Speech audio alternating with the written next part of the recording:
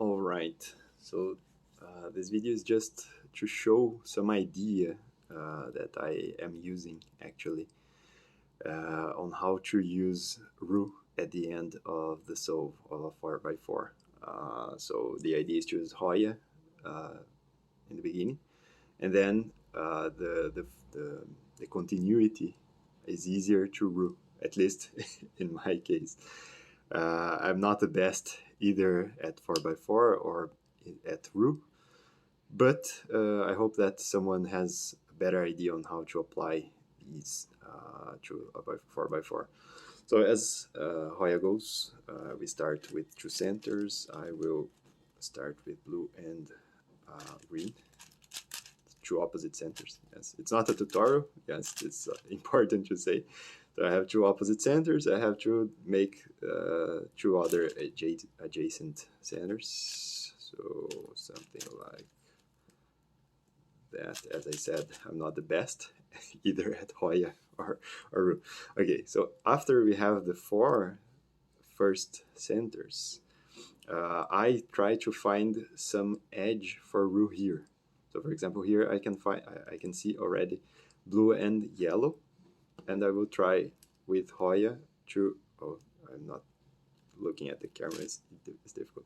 So I will find the piece to match the first edge of roux here for the block. Yes, so I will continue the solve. I'll try to look out of the camera for a moment. There and there. And then I have the four edges, yes, from Hoya. So I will make the last two centers. Now I have all the centers, and I already have one piece for the roux first block. Yes. Then I continue normally.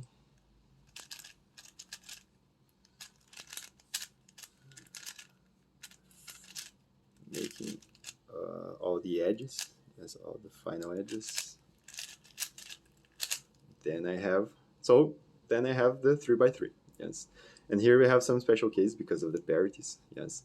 So I already have the block, as I will repeat all the time. I'm not the best at roux, so I will make this first block. There, first block, second block, and my cube is not the best either, so there, second block, yes. And here I got the good good thing that I can see now. I can check for the edge parity, so the OLL parity, yes, because I can see that it's not a possible case in roux. And then I will already now I just need to remember the the AUG for the parity, yes.